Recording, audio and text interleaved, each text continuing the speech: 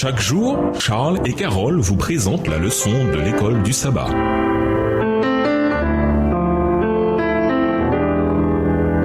Bienvenue à votre émission. Dieu nous parle. Nous voilà à la leçon de mercredi, foulée au pressoir le jour du sabbat. Lisons Néhémie 13, versets 15 et 16. Quel problème Néhémie traite-t-il ici? Néhémie 13, les versets 15 et 16. À la même époque, je remarquai en Juda des gens qui, un jour de sabbat, foulaient du raisin au pressoir, d'autres qui rentraient des gerbes, les chargeaient sur des ânes et transportaient du vin, des raisins, des figues et toutes sortes d'autres fardeaux pour les amener à Jérusalem en plein jour du repos. Je leur fis des reproches le jour où ils vendaient leurs marchandises. Il y avait aussi des gens de Tyr qui s'étaient installés à Jérusalem. Ils y faisaient venir du poisson et toutes sortes d'autres marchandises pour les vendre aux Judéens et à Jérusalem le jour du sabbat. Il n'est pas facile de prendre position pour Dieu quand on est en minorité. Comme Dieu avait dit que le sabbat devait être un jour saint pendant lequel personne ne devait faire aucun travail, Néhémie avait l'intention de s'assurer que ce commandement était suivi à Jérusalem. Il se sentait sans doute une obligation morale de prendre position et d'agir en fonction. Le sabbat fut créé comme l'apogée de la semaine de création. C'était en effet un jour spécial durant lequel les gens devaient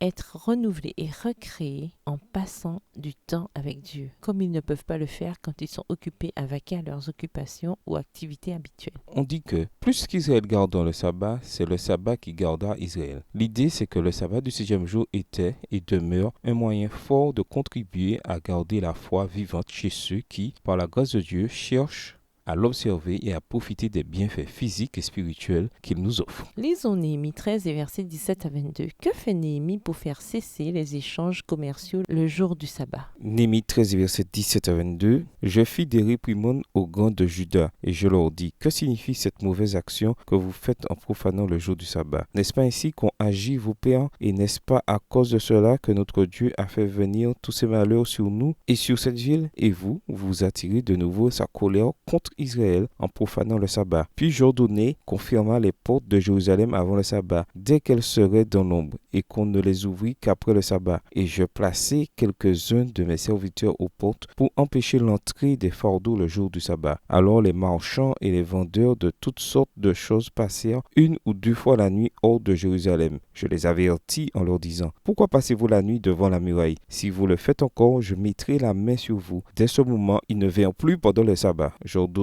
aussi aux Lévites de se purifier et de venir garder les portes pour sanctifier le jour du sabbat. Souviens-toi de moi, ô mon Dieu, à cause de cela, et protège-moi selon ta grande miséricorde. Néhémie étant gouverneur de Juda, il voit son rôle comme celui qui fait respecter les règles. Puisque les règles en Juda étaient basées sur la loi de Dieu, il devenait gardien de cette loi, y compris le sabbat. Si les nobles en Juda avaient pris position face à la corruption causée par le grand prêtre, Néhémie ne se serait peut-être pas retrouvé dans cette situation. Mais les chefs et les nobles en voulaient peut-être déjà à Néhémie de les avoir obligés à rendre aux pauvres un peu auparavant. Ainsi, ils ne semblèrent pas s'opposer non plus au changement initié par Eliashib et Tobia. Néhémie réprimande d'abord les nobles, puis ordonne que les portes soient fermées et y poste des serviteurs pour les garder. Quand il apparaît que le marché a simplement changé de place pour se tenir à l'extérieur de la ville, il prend des mesures encore plus drastiques et menace physiquement les marchands s'ils osent venir le sabbat suivant. Néhémie devait être un homme de parole, car les marchands reçurent le message 5 sur 5. Et à partir de ce moment-là, ils cessèrent de venir. Au revoir. Et à demain si Dieu veut. Dieu nous parle. Chaque jour, Charles et Carole vous présentent la leçon de l'école du sabbat.